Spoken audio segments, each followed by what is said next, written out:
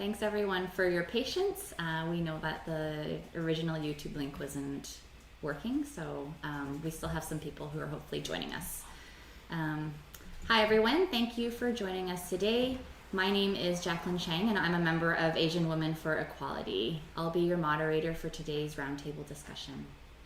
I want to start off today by taking some time to acknowledge that we're gathered on the unceded homelands of the Musqueam, Squamish, and Tsleil-Waututh people. Yesterday marked the second National Day of Truth and Reconciliation. As we take time to reflect on the legacy of colonization that has harmed and continues to harm Indigenous peoples, I hope we can also gather to celebrate the resilience and resistance of the First Peoples of this land. We all have a responsibility to continue challenging colonial structures, policies, and social norms. I hope today's discussion will inspire, ignite, and motivate all of us to take action, including ending violence against Indigenous women and girls. We're hosting this roundtable in recognition of International Day of No Prostitution, which takes place every year on October 5th. Earlier this year, the Coalition for the Abolition of Prostitution, known as CAP International, released a report called Last Girl First. It was a study that spanned 2 years and covered 49 countries. The research explored the overrepresentation of women and girls from the most discriminated communities in prostitution. Today, we're joined by 3 feminists who will share the reasons why we all oppose the sex industry. We're also streaming this event live for those of you who are joining us on YouTube. I invite those of you who are joining us virtually to ask the panelists questions. You can make comments and you can post them directly in the comments section of the YouTube link that you're on. I'm going to go over the format really quickly so that everyone has an idea of what to expect today. So we'll start by taking a few moments for each of the panelists to introduce themselves and their group and the work that they're doing. And then we'll start off the conversation by asking a couple of questions. After that, we'll open up the dialogue and spend the latter half of our hour answering any questions or comments between the panelists, or also any of the questions or comments that the viewers have as well for us. So I'm going to start by introducing our guests today. To my left, we have Faye Blaney from the Aboriginal Women's Action Network. I'm very excited to have Faye join us today. We know that Faye is very busy, especially this week and in the coming weeks as well. So thank you, Faye, for joining us today. To Faye's left, we have Sunam Kangura, and Sunam is here from Vancouver Rape Relief. And on the far end of the table, we have Suzanne J, and Suzanne J is here on behalf of Asian Women for Equality. So I'll let each of the women introduce themselves and speak a bit more about their groups to start with. So we'll start with Faye. Sure. So my group is the Aboriginal Women's Action Network. We were founded in 1995 because there really wasn't a political voice for Indigenous women, wasn't a feminist political voice for Indigenous women, and so we formed, and we've been very active primarily on male violence against Indigenous women. More recently, we've been involved in the National Inquiry on the Murdered and Missing Indigenous Women and Girls, and we've supported as interveners in the Cindy Gladue decision, as well as the more recent court challenge against the PSEPA law. So we're very concerned about what's happening in the PSEPA law and what'll happen with Indigenous women if some groups have their way with that. So thank you for coming out today. Thanks, Faye. And Sunam? Hi, I'm Sunam, and I'm with Vancouver Rape Relief and Women's Shelter, and I'm a frontline worker. We operate a 24-hour crisis line and a transition home for women escaping violence, and part of our work, we provide support to women who are currently in prostitution, women who are trying to escape prostitution, and women who are no longer in prostitution but are still struggling with its long-lasting emotional and physical impacts. And yeah. Thanks, Sunam. And Suzanne. Hi, I'm Suzanne J. I'm with Asian Women for Equality, I'm the host of today's event. So, Asian Women for Equality is formed in response to male violence against women, including prostitution. We formed when we realized that the Liberal Party of Canada, the youth wing of it, was proposing to normalize and decriminalize male sex buyers.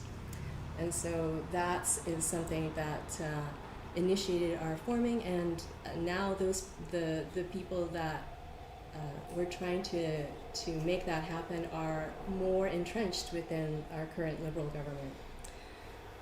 We're a feminist abolitionist collective, and we see prostitution as one of the expressions of male violence against women that happens at the intersection of race, sex, and class. Thanks, Suzanne. Okay, so we're gonna kick off the conversation today with 2 questions, and I invite women to respond to one or both of the questions. The first question is, what does racism and colonialism have to do with prostitution? And the second question, what does the phrase last girl first mean to the women in your group? Faye, do you want to get started? Okay. We can start with, let's start with Suzanne. Do you want to start? Oh, sure. Okay. Thank you. I'm going to start with talking about racism. So, racism is, what does it have to do with prostitution? Racism is used to turn different groups of women into strangers from each other. And it helps keep us separated and, I believe, hostile to one another. And so it's used to keep us under control by the men in our shared race groups. Women of color, we feel loyalty and empathy and love for the men of color who also face racism, but we're expected by them to tolerate and accept their sexism and to turn a blind eye to their violence and their sexist expectations of how we're going to be. And it's also, racism is also used to make us think about women of other races as not like us. For Asian women, racism combines with sexism, and we're stereotyped and fetishized. And also, it affects how we're recruited and trafficked into prostitution. We are trafficked around the globe to give men a racist sexual experience on every continent, and unfortunately, increasingly in every town in North America.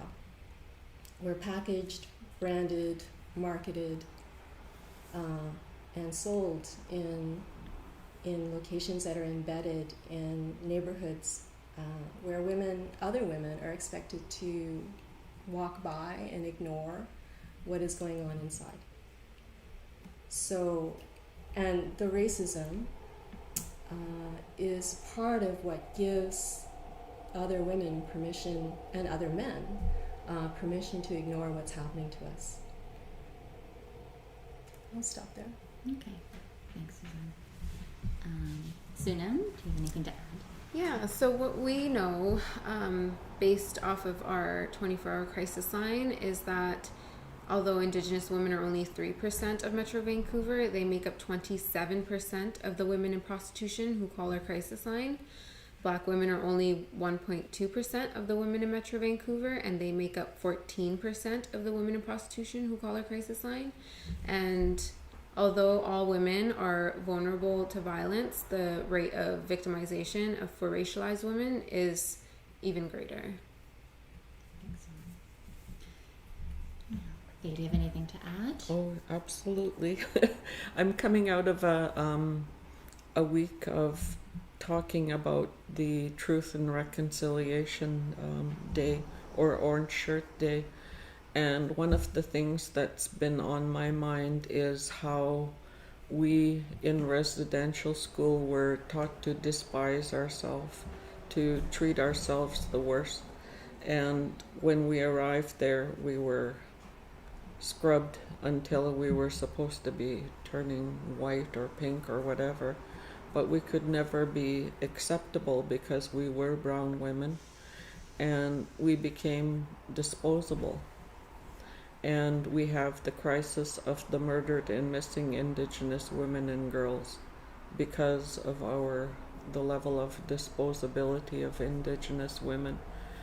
And the level of racism in Canadian society allows for women to continue to go missing or to be murdered because of lack of responsiveness in the justice system and in the healthcare system and a variety of other institutions. The child welfare system, colonization has created a dynamic where we experience utter powerlessness, but that isn't to say that we don't exercise a level of agency. We continue to resist what has been done to us. But I agree with what Suzanne has said, that within the racism and within the banding together with Indigenous men, we have huge amounts of sexism that was imposed on us in the colonial process, and we have some very entitled Indigenous men currently who are constantly getting away with the sexual violence that they perpetrate against Indigenous women. So in essence, we have a collusion between the patriarchs, whatever color they are, to continue to continuing with the level of violent sexism that gets perpetrated against Indigenous women and girls. And the cycle can't be broken as long as the child welfare system continues to see Indigenous women as not worthy or not capable of raising our own children, and those children are groomed into prostitution just because of the levels of sexual violence perpetrated against those Indigenous girls, and they come out of that system, and it's not a big leap to land up in prostitution. So I think racism plays a huge role in the levels of Indigenous women engaging in survival prostitution in North America. Thanks, Faye. Yeah, so we heard about how racism has been used as a tool to justify the commodification of women's bodies, and Sunam gave some really blatant examples of how there's an overrepresentation of racialized women and girls who are in prostitution locally in Vancouver as well, and that it intersects with other systems of oppression as well. So it's not just racism, it's prostitution is a result of racism, sexism, and poverty as well. Right, so Faye, you also mentioned earlier when you were introducing your group, you mentioned the PSEPA law, and you mentioned, so the PCEPA law, the Protection for Communities of Exploited Persons Act, was a law that came into effect in 2014. Can you speak a little bit more about what's currently happening with that law? Well, there is a court challenge, and the struggle is to legalize the pimps and the johns. To put it in a nutshell, that's what's going on. And I dread that. I dread the prospect of that becoming a reality where it's already normalized as it is for Indigenous women to be in survival sex work. And this would further entrench that entire system if the pimps and the johns were legalized. And why they would argue for that is beyond me, but we have a so-called progressive groups in the country who normally were our allies that are believing this to be work. Why they would see prostitution as work is just beyond me. They seem to miss the boat on the degree of marginalization of the women that are forced into prostitution. Suzanne, can you speak a bit more about why the laws are important? First, yes, I can, but I'd like to respond a little bit to what Faye just said about why people are trying to call prostitution work. And we earlier we presented to a justice subcommittee that was reviewing that law. And what became really clear when we were watching all the other presenters is that sex work is being there's an effort to get us confused about what they mean, because pimping could be considered sex work. Operating a massage parlor as a manager could be considered sex work. I think those things are being pushed together to confuse everybody. And so when someone says they want to do sex work, they may be saying that they want to be pimping. And whoever's looking at the law, reviewing the law, doesn't seem to, I think that's obscured. Like they don't, there's the basic education about what the law does. It criminalizes the sex buyers. It criminalizes the pimps, the recruiters, the people that participate in what is essentially human trafficking activity to get women and girls into prostitution. They're targeted by the justice system. That's where the resources are supposed to go in terms of criminal law enforcement. But the law also recognizes that women have very few choices, and that the vast majority of women who are in prostitution are there not because they out of free choice. It's out of such a constrained choice that you could just call it an impossible choice. So it's really unfair for us to even say that those are choices that Indigenous women or women of color are making when they're in prostitution. So the importance of the law in Canada is that it's an expression of what our society wants, I believe, for women, for girls. What we're saying to girls is, look, we understand that this is not something you dream of doing. This is not something that the women in your lives want for you or are trying to build a path towards. So we as a society are going to shield you from the sex buyers, shield you from the pimps, and what's missing now is the commitment to give girls and women a path to something else. And we Asian Women for Equality think that guaranteed livable income is one of the pathways that can be provided. And I think the two of you could probably say more about guaranteed livable income too, and the importance of that.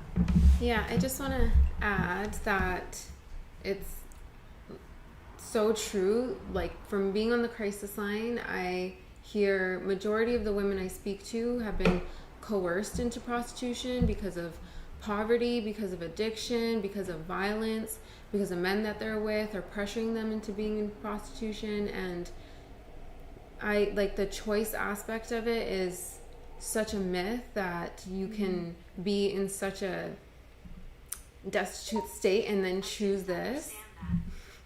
And I think that like the current laws deter men from, or it should deter men from purchasing women's bodies, but really the Canadian government has a duty and responsibility to address women's economic needs and the vulnerabilities that they face. And a lot of the women that I speak to, majority of the women that I speak to are in active addiction, and they're in active addiction because of prostitution, because of its effects of prostitution, or they turned into prostitution to pay for the drugs and alcohol. So it's just not a regular job.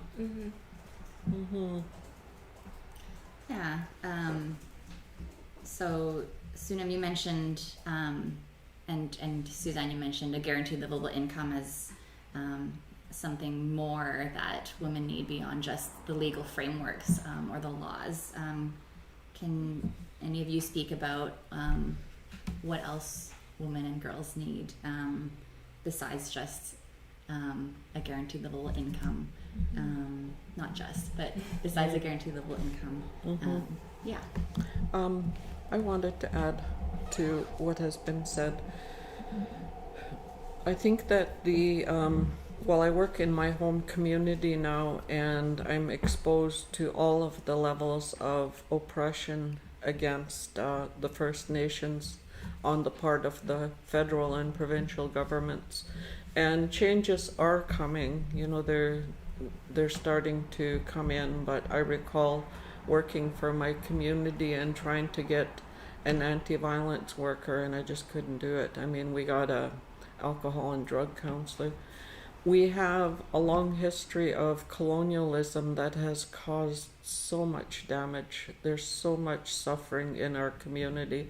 There's so much self-hatred and lateral violence, and there's just a ton of work that needs to be done, not to mention land back. Like we still are living in these little postage stamp lands where we can't really sustain ourselves, and who suffers as a result of that? It's the women and children in the end that end up being urban refugees. They end up in cities, and they end up in the homeless population. And when you're homeless, what are the options available to you? And so I think land back is one of the key things. And because the so-called progressives have been so successful in normalizing prostitution, there's just so little effort being paid to exiting. And with harm reduction, you're not even allowed to encourage Indigenous women to exit prostitution anyway. They, as soon as the thought enters their head, the workers in areas such as the downtown east side will tell you, oh, it's fully acceptable, you're doing such a fine job with your life. And there is not a desire to have these women build a better life for themselves. And in terms of addictions treatment, I mean, I got into my own addictions because of the amount of pain that I had in my heart and soul as a result of all the sexual violence and being orphaned as a young child, which is like a very common experience with Indigenous children. It's not a big leap to go from the sexual activity that's done for free to then go to something where it's being paid for, and so we do need treatment services, and we need them to be women-only spaces. In the treatment programs that I went into when I first sobered up, I'm coming to 40 years of sobriety this fall, so I've been away from my addictions for a very long time. But at that time when I was going into treatment, there were men, and those men were re-traumatizing me with the ways that they talked about the sexual violence that they perpetrated.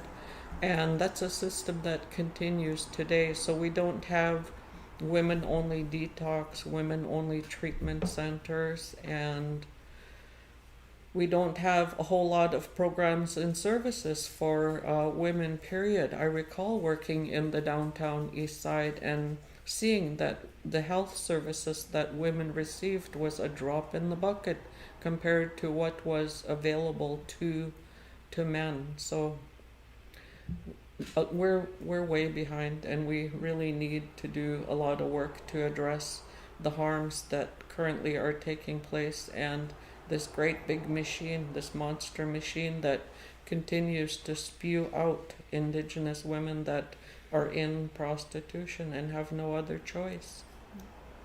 Thanks.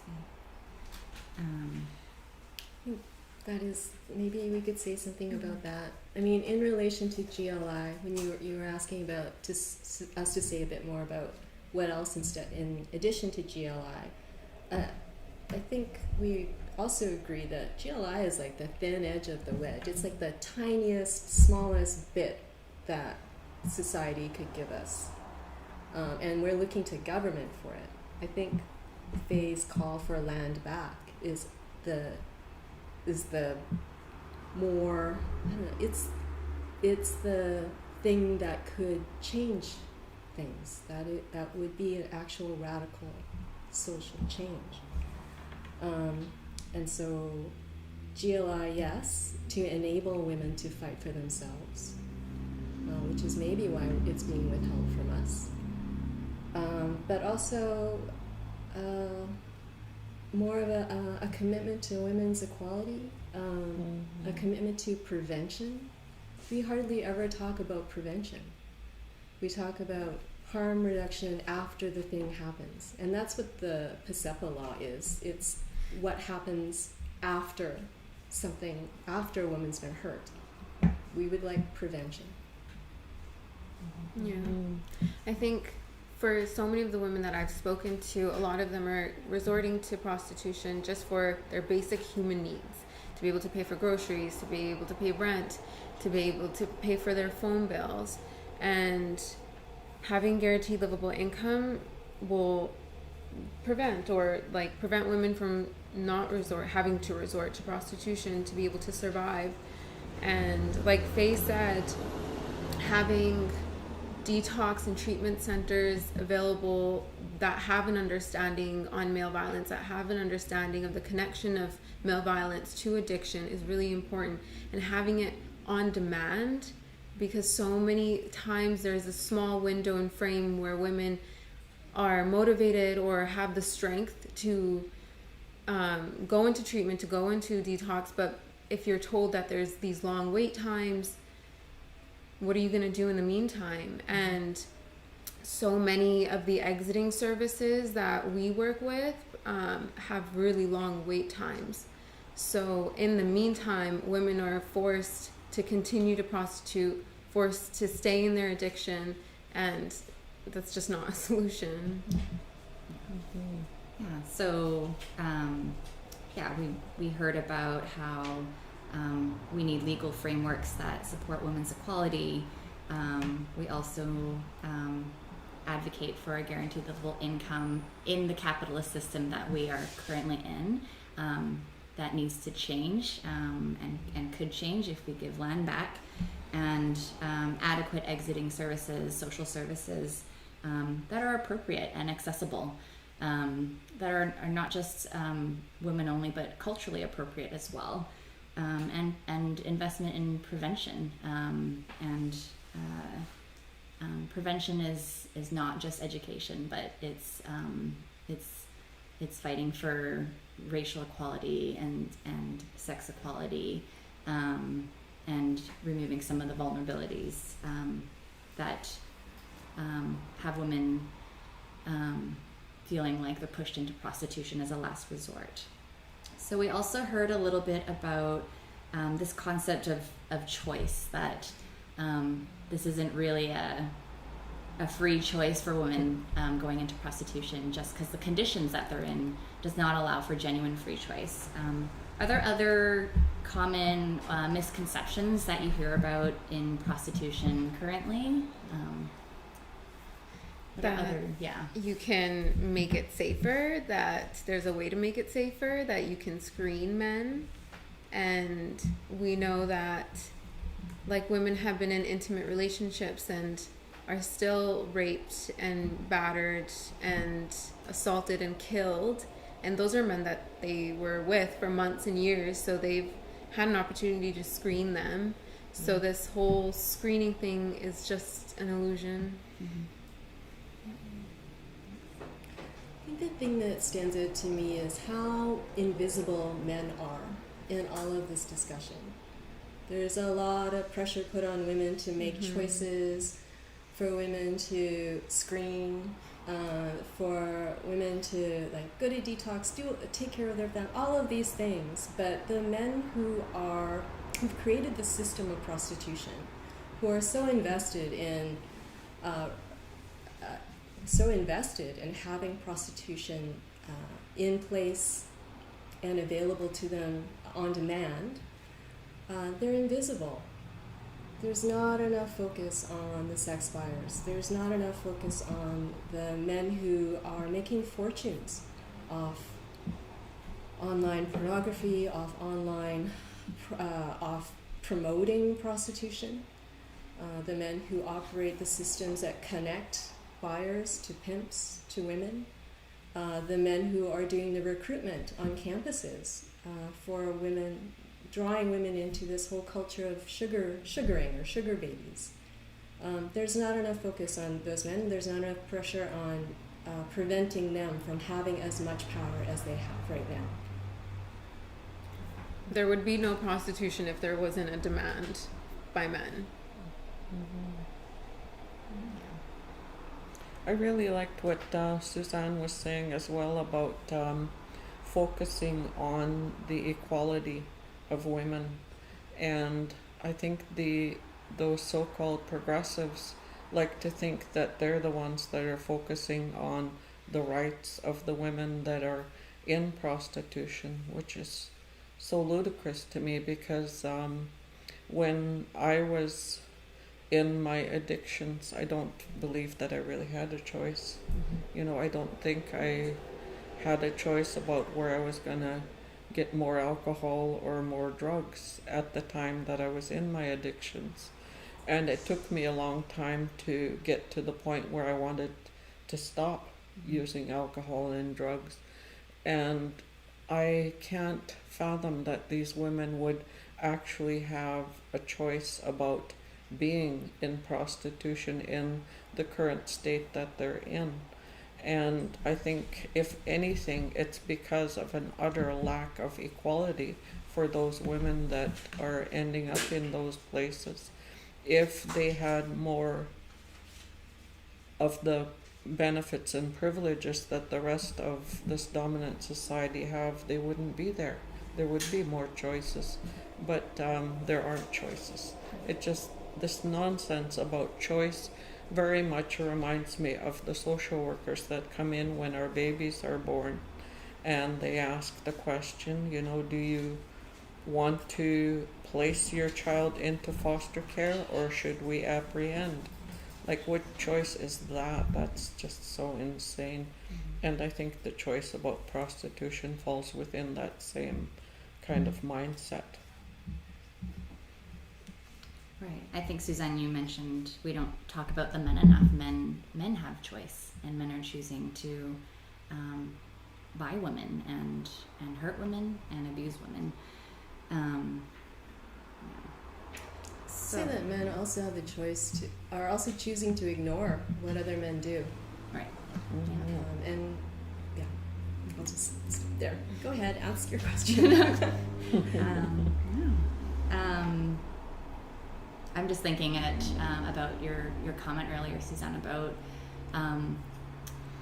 the racism that we see in prostitution and how it proliferates in every community across Canada. And why should women who aren't in prostitution, who are racialized, care? Oh, that's a good question. Because no woman is free until all women are free. Yeah. If you want to sum it up, that is exactly what it is. The racist stereotypes that men sell each other and are, I'm trying to not use super crude language, that the racist sexist stereotypes that men use in prostitution, they apply to all of us. Like, men don't distinguish between the woman who's being sold online and the woman who works with them at the office. It's the more sorry.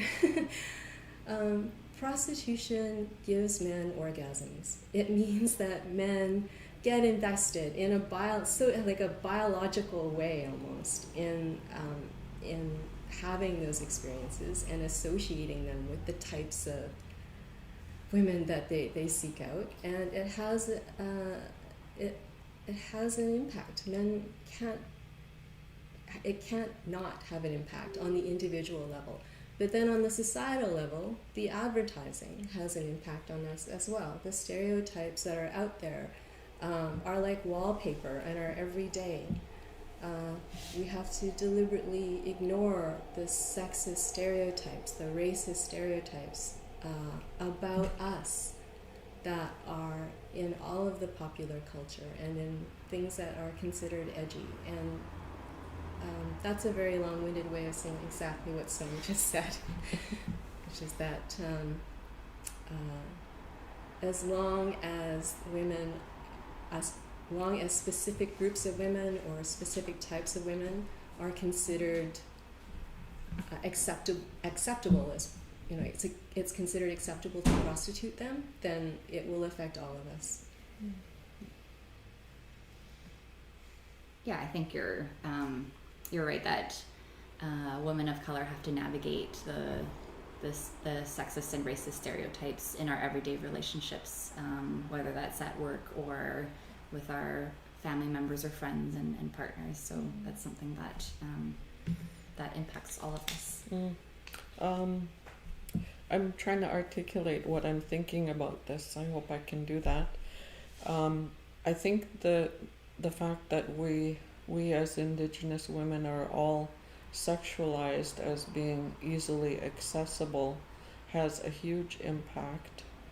And even though I never engaged in prostitution, I feel as if I have experienced the same sexual violence that they do because of the childhood sexual abuse and the rapes that I went through growing up. And so that's a part of it, but I also have a great deal invested in other Indigenous women, and I think that there are far too many Indigenous women in those marginalized places, and I live to fight that. There's so many Indigenous women that are in street level survival prostitution, and there's those that are in jails right now. There's just such an increasing number of young Indigenous women that are ending up in jails, and the moms that are losing their children, like practically every mom I think has lost her children. There's very few of us that had the luxury of raising our own children, and we have such a large number of our women that are homeless. So even though I'm not fitting into any of those categories, I really take my responsibility seriously, that I need to do something about those Indigenous women that are in those places, even though I'm not, as those so-called progressives say, they'll only listen to women that are in prostitution. They have no choice but to listen to me, because I'm not going to stop talking about this. We don't want you to stop talking about it. So. Okay, so we have a question from one of the viewers. Suzanne, you mentioned briefly about men finding advertisements online and not being able to distinguish that experience with those of people that they have everyday relationships with. This question is around online spaces. So how have online spaces and porn contributed to the exploitation of women? You could probably answer that one too.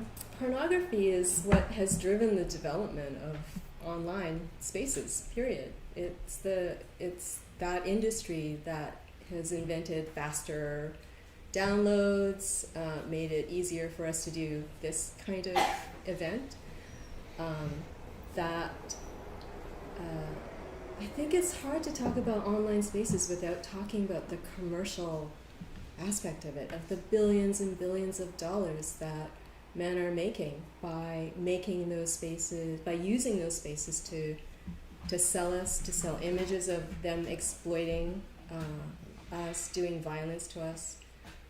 Online space, like, I don't know what else to say about that. I don't think that we can leave online space. It is something, it's a tool that has allowed us to connect to each other, to learn about each other. But I'll leave it at that. I hope I answered the question. Did it make sense to you what I just said? Okay. I think it normalizes violence, and I've gotten calls from women who needed to remove revenge porn, and this revenge porn was posted on these big websites so these big websites are profiting off of exploitation of women who never consented to videos being made, never consented to videos being posted or shared with anyone, and so many crisis calls is like the violence that women experience during sexual acts are things that he learned from pornography. And so pornography now is being distributed at starting at such a young age. So if you're starting to consume at such a young age, violence is just completely normalized in your adulthood. And so that age is like 10 years old in North America. Boys are those online platforms sort of seek boys out online in the spaces that are supposed to be for 10-year-old boys. And that, because those boys are customers, and those boys are being fed those racist and sexist stereotypes, and having their socio-biological experience. And I couldn't be more proud of you guys that were out there protesting about a week or so ago with that film. My heart swelled. I was so proud. So if we need to see an end to pornography, which is just an extension of prostitution, really. Okay, so I'm mindful of the time. I know we got started a little bit late, but I do want to make sure that we give a bit of time to talk about upcoming events or other ways that viewers can support or participate in anything that is coming up. So I wanted to first start off by mentioning that Asian Women for Equality will be participating in another event. This one will take place in Montreal, and it's hosted by the organization Le Clé.